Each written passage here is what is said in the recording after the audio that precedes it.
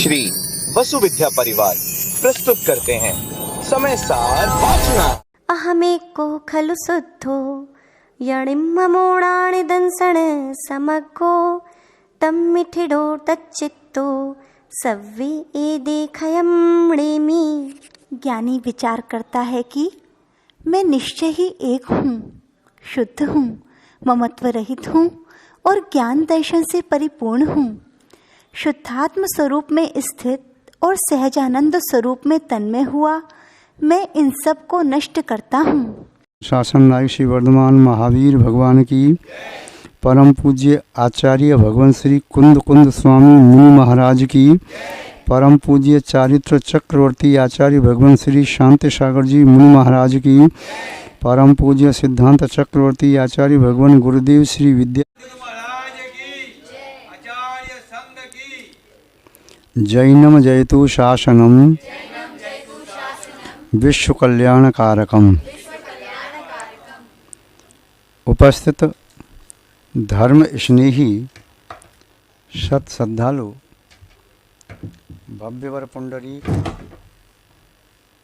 पुण्यात्मा महानुभाव, यहाँ पर आचार्य भगवान श्री कुंद स्वामी विरचित समय सार ग्रंथ की वाचना चल रही है, जिसमें तृतीय अधिकार प्रारंभ हो चुका है और आज गाथा नंबर 73 पर चर्चा करेंगे। आचार्य महोदय 73 गाथा में क्या कहना चाह रहे हैं, यद्यपि इसी गाथा से एकदम मिलती जुलती गाथा आचार्य महोदय ने प्रथम अधिकार की अंतिम गाथा भी लिखी, 38 नंबर की गाथा। वहाँ पर भी इन्हीं शब्दों को लिया, अहमेको खल शुद्धो दंशनाणमय सदा रूपी रव्यथ मज किंच अन्नम परमाणु मितम्पि। उसी प्रकार के भाव को यहाँ 73वीं गाथा में भी कहा। जब पहले अधिकार में गाथा वहाँ कह दी तो यहाँ पर तृतीय अधिकार में कहने की आवश्यकता क्या रही। प्रथम अधिकार में जीव अधिकार था और जीव की शुद्ध दशा के बारे में आचार्य महोदय ने अंत में बताया कि जीव की शुद्ध दशा यह है निश्चय की अपेक्षा से। शुद्ध निश्चय ने जीव की शुद्ध दशा को ही ग्रहण करता है, अशुद्ध दशा को ग्रहण नहीं करता।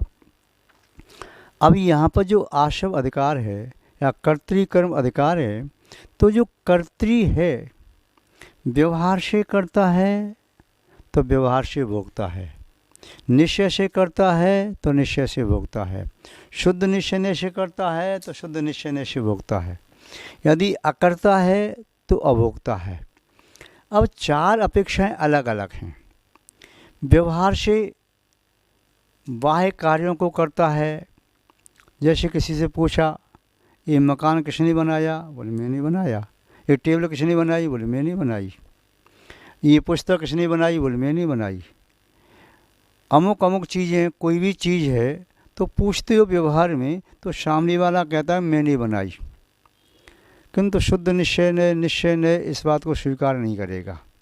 वह कहेगा पुद्गल पुद्गल है, आप जीव हो, जीव पुद्गल का एक परमाणु भी नहीं बना सकता और अनंत परमाणु मिलकर के भी जीव को नहीं बना सकते। जीव जीव है, पुद्गल पुद्गल है, किंतु फिर भी व्यवहार में कहा जा रहा है जीव ने ऐसा काम किया।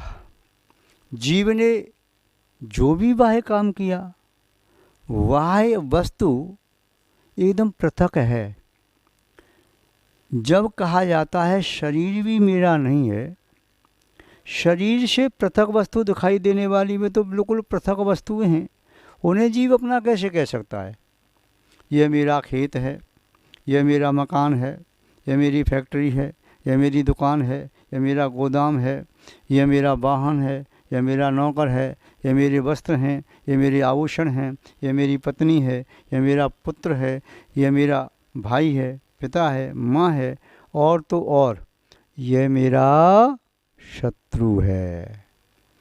तो उस शत्रु को भी मेरा कह रहा है, उसका भी ध्यान रखता कि मेरा शत्रु है, उसे भी भुलाता नहीं है।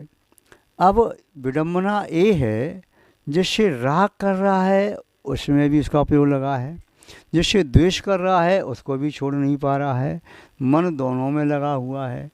जब मन दोनों में लगा हुआ है, उपयोग आपका पर वस्तु में लगा हुआ है, चाहे राग के कारण और चाहे द्वेष के कारण, चाहे मोह के कारण, किंतु आपका उपयोग तो बाहर चला गया ना। आपका उपयोग आपके अंदर तो नहीं आया ना। आपका उपयोग आपकी निजी संपत्ति है, शाश्वत संपत्ति है। आपने जो अर्जित की है, चैतन्यता आदि जो उपयोग है, आत्मा के गुण हैं, वो आपका वैभव है, आत्मा की संपत्ति है। अब यदि उपयोग को बाहर ले जाते हो तो वैसे ही समझो जैसे कोई व्यक्ति धन कमाए और धन कमा करके लाता है, शाम को दिन भर पसीना बहाता है और धन की पोटली को शाम को दूसरे के घर में फेंक देता है। क्या मिला? लोग कहेंगे वो तो मूर्ख है। तो उसे लोग मूर्ख कहेंगे तो वह भी मूर्ख है जो अपने उपयोग को अपनी आत्मा के बाहर ले जाता है। वह भी मूर्ख है जो अपने मन से अपनी आत्मा के गुणों का चिंतन नहीं करता, पुद्गल के गुणों का चिंतन करता है, पुद्गल के स्वभाव का चिंतन करता है, पुद्गल में आत्मा के गुण को खोजने की चेष्टा करता है। पुद्गल का स्वभाव है पूर्ण और गलन। पुद्गल कभी परमाणु रूप में होता है, कभी स्कंद रूप में। पुद्गल में कभी भी किसी भी काल में किसी भी क्षेत्र में चैतन्यता के गुण नहीं आ सकते, और चैतन्यता जहाँ है उसमें पुद्गल के गुण नहीं आ सकते। फिर भी जो व्यक्ति अपने उपयोग को पर वस्तु में ले जा रहा है या मन वचन काय की प्रवृत्ति को पर वस्तु में ले जा रहा है, तो समझो अपनी संपत्ति को बाहर फेंक रहा है। और जो अपने मन वचन काय की प्रवृत्ति से अनर्थकारी कर्माण वर्गणाओं का संचय कर रहा है, तो क्या समझना चाहिए? जो व्यक्ति दिन भर काम करके, मेहनत करके, मजदूरी करके, चोटी का पसीना एड़ी तक बहा करके धन कमा के लाया और शाम को उन पैसों को रखा, सामने नोटों की गड्डी को रखा और पुनः एक माचिस की तिल्ली लगाई और तापने लगा, तो वह कौन है? वह भी मूर्ख है। तो जैसे वह मूर्ख है, ऐसे ही अपने तीनों योगों का दुरुपयोग करने वाला भी मूर्ख है। और ये तीन योग तो आपको दिखाई दे रहे, समझ में आ रहे हैं, शरीर की क्रिया, वचनालाप और मन का चिंतन। किंतु उपयोग जो है चेतना की दशा, जो चेतना का अनुविधायी परिणाम है। परिणाम का ये तो परिणमन, चेतना को छोड़ के कभी अलग होता ही नहीं। तो चेतना का जो परिणमन है, कैसे होता परिणमन, क्यों होता परिणमन? वे निमित्त वशात चैतन्यानुविधायी परिणाम उपयोगा। चेतना का अनुविधायी परिणाम जो चेतना से कभी अलग न हो, अविनाभावी परिणाम, परिणमन ही उपयोग है। उस उपयोग को पर वस्तु में नहीं ले जाना, उस उपयोग को अपने अंदर ले जाओ। जैसे कोई व्यक्ति दुग्ध पान करके, घृतपान करके, रसपान करके या अमृतोपमा औषधि पान करके या अमृत के कुंड में से अमृत को पी करके वह अंदर पेट में नहीं ले जाता है, बाहर जा कर के वमन कर देता है, तो उसका वह पान करना सार्थक होगा क्या? नहीं होगा। ऐसे ही जो प्राणी, जो जीव अपने उपयोग को, जिस उपयोग के माध्यम से आत्मा के गुणों का अनुभव किया जा सकता है, उसी उपयोग को बाहर ले जा कर के मानो विषपान कर रहा है।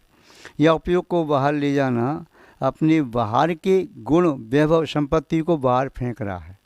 तो यहाँ पर आचार्य महोदय कह रही कि व्यवहार की अपेक्षा से जीव पुद्गल का करता है तो पुद्गल का भोक्ता भी है। किसे पूछा क्या सेवन किया, क्या भोग किया? उस व्यक्ति ने एक महीने में 40 किलो अनाज का सेवन कर लिया, मकान का सेवन किया, 25 साल में नई से पुराना कर दिया। वस्त्र का उसने उपयोग किया तो वस्त्रों को 1 साल में पुराना कर दिया। चाहे चरणदास हैं, उपान हैं, चाहे आभूषण है, चाहे कुछ भी इसका उपयोग करता है, उपभोग करता है, क्योंकि वो उपभोक्ता है ना, कंज्यूमर। वो उपभोक्ता है तो उपभोग कर रहा है। किसका उपभोग कर रहा है? बिजली का, पानी का, अनाज का, वस्त्र का, आभूषण का, मकान का, दुकान का, वाहन का, इनका सब उपभोग कर रहा है। भोग एक बार ही उसका सेवन किया जा सकता है। जैसे भोजन सामग्री, उपभोग एक ही वस्तु का बार बार सेवन किया जा सकता है, उपभोग कहलाता है। तो ये बाह्य वस्तु का भोग उपभोग करता है किस अपेक्षा से? व्यवहार की अपेक्षा से। किस अपेक्षा से? व्यवहार से। कोई कह रहा है कि मैंने 1 महीने में 1 किलो घी खा लिया, मैंने वो कर लिया उसका, तो मिथ्या नहीं कह रहा, वो किया है। किंतु वह घी क्या है? उसकी आत्मा से पृथक वस्तु है ना, किंतु उसका भोग किया है ना उसने, या पंचेंद्रिय विषयों का सेवन किया, भोग उपभोग किया, तो मिथ्या तो नहीं कह रहा। तो व्यवहार से जब करता है तो भोगता भी है। निश्चय से यह जीव द्रव्य कर्म का करता है। किसका करता है?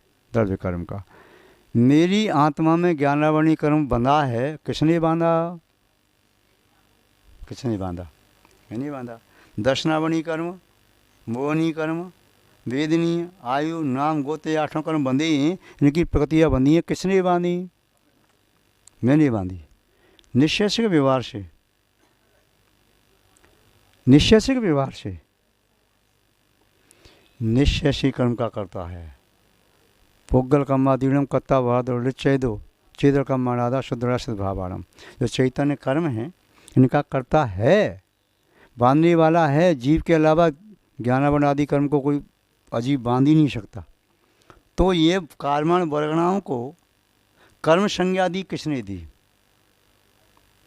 कर्मण वर्गणाओं को कर्म संज्ञा दी, वह कर्म रूप परिणत हुए तो किसके माध्यम से? आत्मा के माध्यम से, जीव के माध्यम से। और निश्चित हुआ है, सामने कार्य दिखाई दे रहा है तो निश्चित हुआ है कि एक कर्मण वर्गणा कर्म बनी है। निश्चय से कर्म का करता है। और गहराई में जाके देखो तो कर्म जो किए, द्रव्य कर्म बांधे, तो जीव ने, आत्मा के प्रदेशों ने उनको ऐसे नहीं बांध लिया। सिद्ध परमेष्ठी कर्मण वर्णा को बांधना चाहे तो नहीं बांध सकते। तो फिर जीव ने क्या किया? जीव ने केवल राग द्वेष आदि विकारी भाव किए। उन राग द्वेष आदि विकारी भावों का करता जीव। ठीक है? तो राग द्वेष आदि विकारी भावों का करता जीव है, तो राग द्वेष आदि विकारी भावों का भोगता भी जीव है। वह अपने राग का फल भोग रहा है, द्वेष का फल भोग रहा है, मोह का फल भोग रहा है, ईर्ष्या का, वैमनस्यता का, वात्सल्य का, वैराग्य का, जो भी भाव उसके हो रहे हैं, उन भावों का फल कौन भोग रहा है? ये भोग रहा है। निश्चय से भोग रहा है, निश्चय से उनका करता है। और शुद्ध निश्चय से देखो तो शुद्ध निश्चय ने कहेगा यह जीव अपने शुद्ध भावों का करता है। जो शुद्ध भाव होते हैं, कर्मों से रहित अवस्था जीव की जब होती है तो शुद्ध भाव जो भी हो रहे हैं, परिणाम आत्मा में हो रहा है, कूटस्थ तो नहीं है। तो जो जीव के परिणाम हो रहे हैं, उन परिणामों का कर्ता कौन है? उन शुद्ध भावों का कर्ता शुद्ध जीव है। तो उन शुद्ध जीव के द्वारा शुद्ध भाव किए जा रहे हैं, उन शुद्ध भावों के फलों का भोक्ता कौन है? वही शुद्ध जीव है। जो करता है वही भोक्ता। यह करोति सा करता, और यह करता सा ये भोक्ता। जो करता है उसे करता कहलाता है, करने वाला। और जो करने वाला है नियम से वही भोक्ता होता है।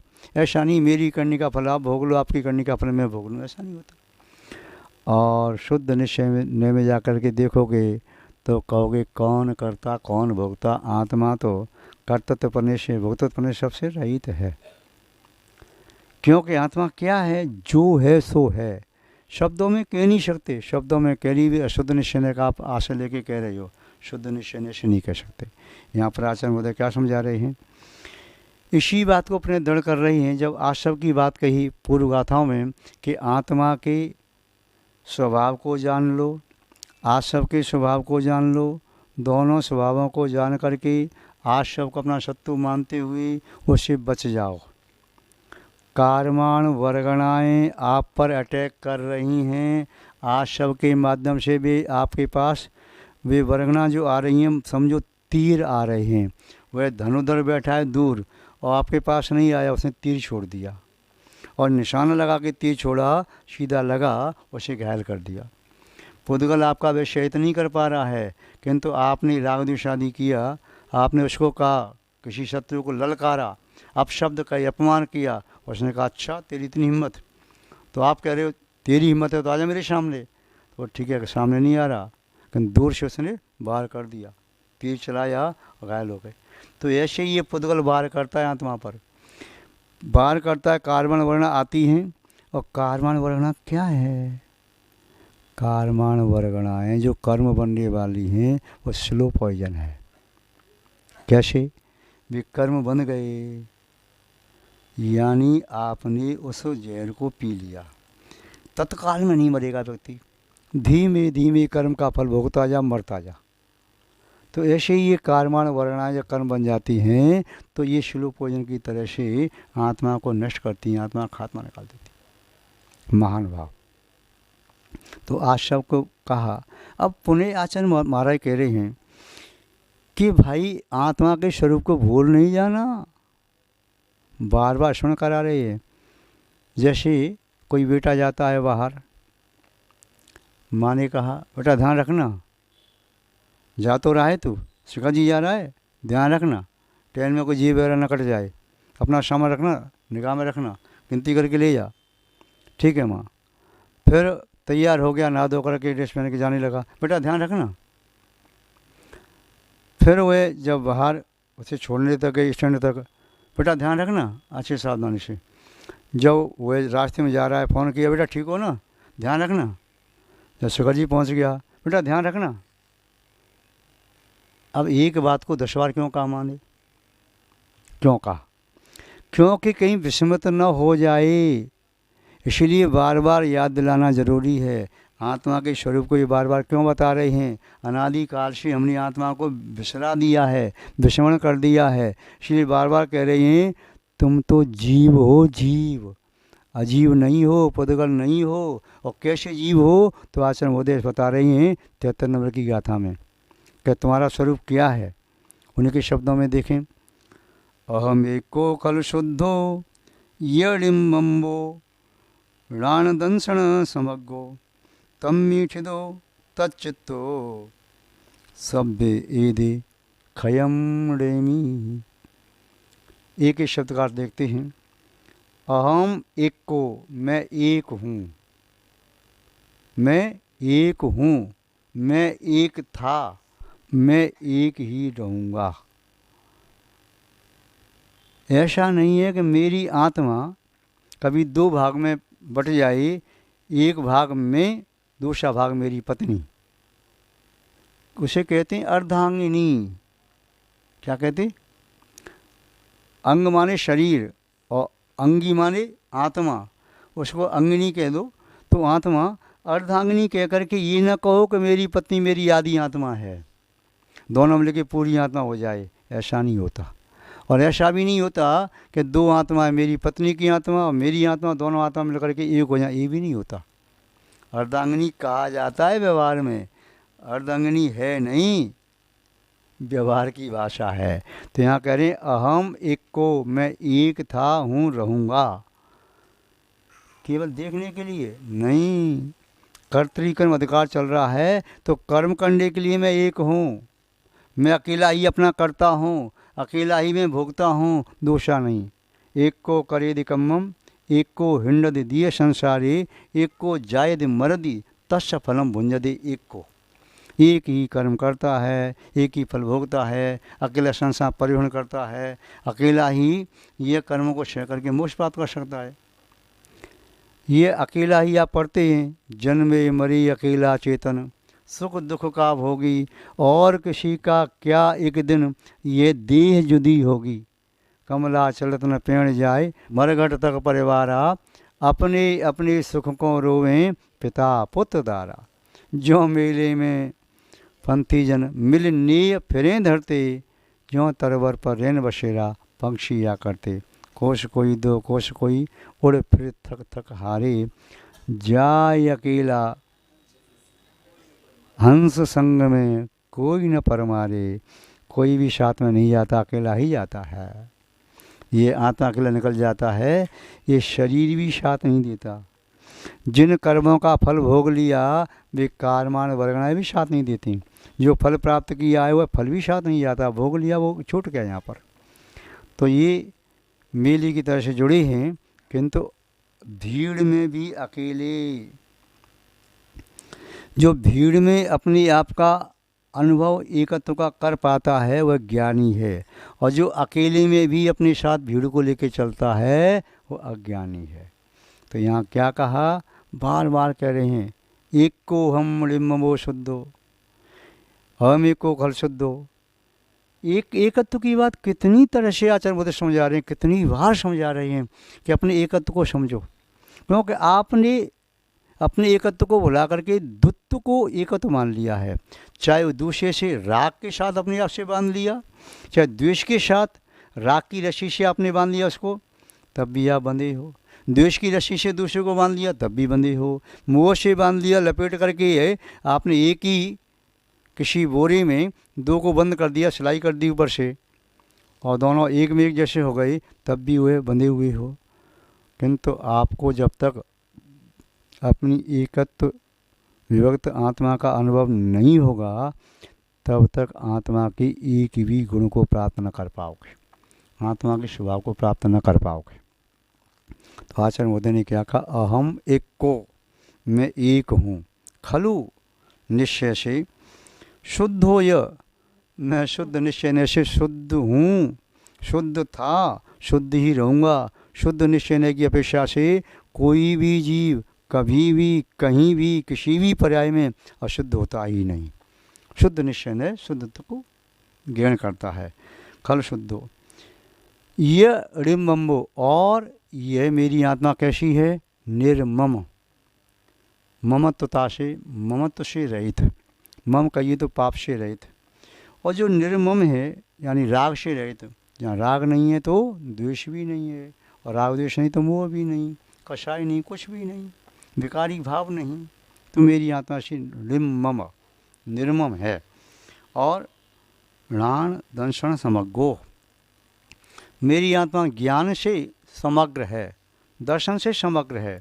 ज्ञान मेरी आत्मा का स्वभाव है, दर्शन मेरी आत्मा का स्वभाव है। ये कभी भी किसी भी काल में, किसी भी क्षेत्र में और किसी भी जीव से अलग नहीं हो सकता। क्या? ज्ञान दर्शन कभी भी किसी भी जीव का किसी भी काल में, किसी भी क्षेत्र में, किसी भी अवस्था में अलग नहीं हो सकता, क्योंकि ज्ञान दर्शन ही ये चेतना है। ये चला गया तो कुछ बचा ही नहीं, फिर तो कुछ नहीं बचा, फिर तो क्या क्या बचा जीव में। तो ये मेरा स्वभाव है, उससे मैं समग्र हूँ। तम्मी छिदो तच्चित्तो, अपने चित्त को उसमें स्थिर करो, अपनी शुद्ध आत्मा में अपने चित्त को उपयोग को स्थिर करो। शब्द ईदे खयम रेमी, और सभी विकारी जो भाव हैं उनको खयम रेमी मैं क्षय करता हूँ। किसके माध्यम से? इस अवस्था को प्राप्त करके। इस अवस्था को प्राप्त कर लिया तो वह जीव अपने कर्मों को, अपने विकारी भावों को, राग द्वेष को क्षय करने में समर्थ होता है। तो आचार्य कुंद कुंद स्वामी कह रहे हैं, मैं इन शब्दों का आश्रय लेकर के मैं अपने शब्द ईदे खयम रेमी, मैं अपने सभी इन दुर्भावों को, कुभावों को, विभावों को क्षय करता हूँ। ये नहीं कहा तुम क्षय करो, ये नहीं कहा तुम्हें क्षय करना चाहिए, ये नहीं कहा क्षय करना श्रेष्ठ है, ये कहा मैं क्षय करता हूँ। जैसे विनय पाठ में आप पढ़ते हैं ना, क्या पढ़ते हैं?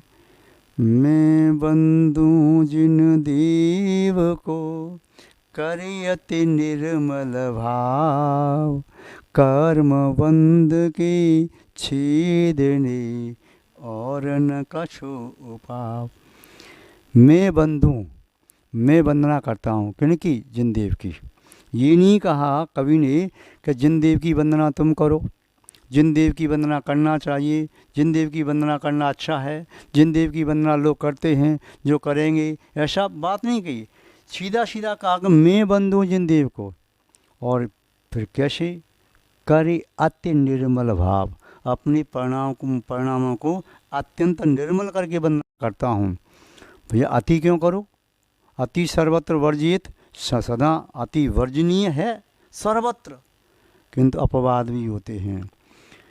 और सर्वत्र वर्जित इसलिए कहा क्योंकि जहाँ अति होती है वहाँ इति हो जाती है, किंतु यहाँ पर क्यों कहा अपवाद में? बोले इति करने के लिए। कार्य अति निर्मल भाव, अपने भावों में निर्मलता अति पैदा कर लेंगे तो फिर मल का क्षय हो जाएगा। फिर कभी द्वारा परिणामों को निर्मल नहीं बनाना पड़ेगा, क्योंकि बनाने का आशय है मल को दूर करना, और फिर द्वारा बनाने का मौका नहीं मिलेगा, अर्थात उस मल को आपने नष्ट ही कर दिया। अब आपके परिणाम मलिन कभी होंगे ही नहीं। तो अति करने से ऐसा होता है, कर्त निर्मल भाव। फिर पूछा कवि से, क्यों भाई ऐसा क्यों कर रहे, क्या हुआ, आप पर कोई भूत सवार हो गया, कि आप मद में हो, कि कोई और कारण बन गया, क्या बात है। तो कहा, कर्म बंध के छेदने और न कछु पाप। कर्मों के बंध का छेद करने के लिए कोई दूसरा उपाय है ही नहीं, इसीलिए मैं ऐसा कर रहा हूँ। कोई दूसरा उपाय होता तो अलग बात थी। अब किसी कष्ट में से निकलने का एक ही दरवाज़ा है, तो उसी को खोल के बाहर निकलेगा व्यक्ति, दूसरा दरवाज़ा है ही नहीं। ऐसे यहाँ पर कह रहे हैं कि मैं एक हूँ, निश्चय से मैं शुद्ध हूँ, और मैं निर्ममत्व हूँ, और ज्ञान दर्शन से समग्र हूँ। इस प्रकार का मैं हूँ, अपने चित्त को अपने चित्त में स्थिर करता हूँ, और इस प्रकार की प्रक्रिया से मैं अपने विवाह परिणामों का क्षय करता हूँ। क्या करता हूँ, रेमी खयम रेमी, क्षय करता हूँ, मैं करता हूँ। तुम करो ये नहीं कहा, करना चाहिए ये नहीं कहा, मैं करता हूँ। जब मैं क्षय करूँगा तो आपको भी यदि मेरी जैसी दशा प्राप्त करने की भावना है तो आप भी क्षय करोगे, ये कहना ही नहीं है। महापुरुष वह कहते कम हैं, स्वयं अपनी आचरण में लाते हैं।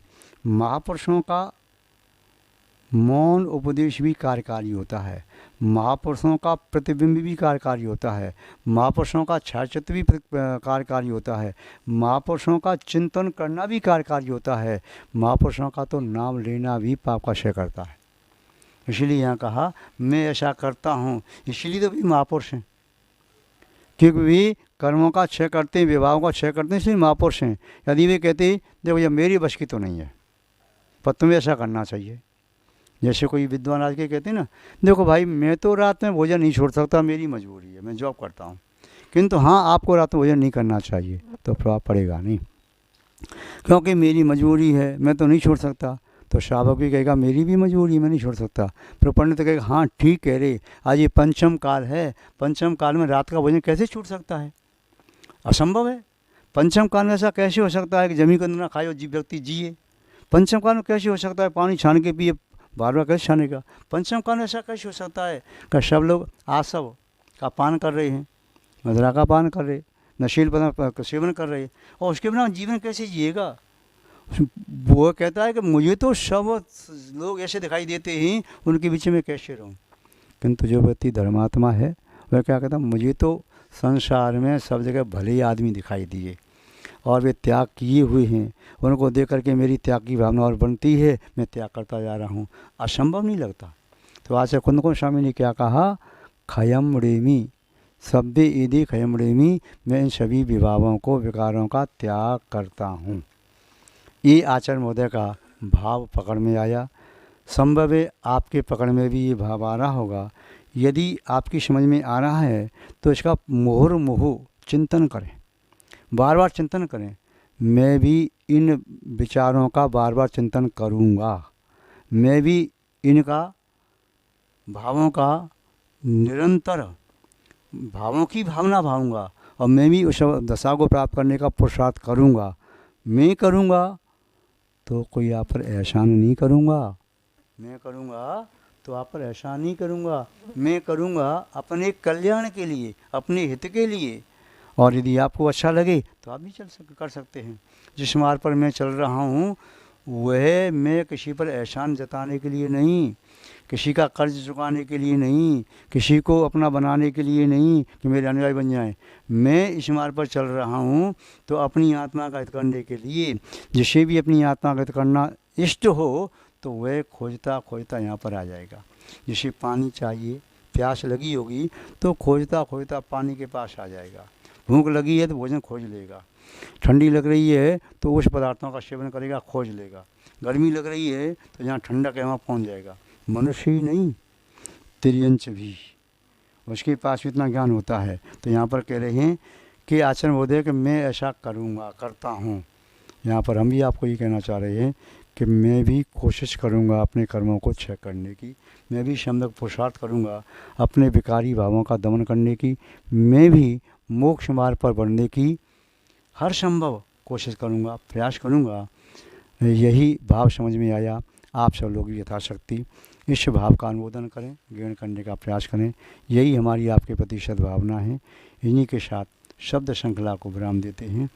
आप सबका मंगल हो, शुभ हो। इतना ही हम पर्याप्त समझते हैं। शेष कथन विस्तार से पढ़े समय आने पर सुनना चाहिए और हमें करना चाहिए। जय बोले श्री शांतनाथ भगवान की।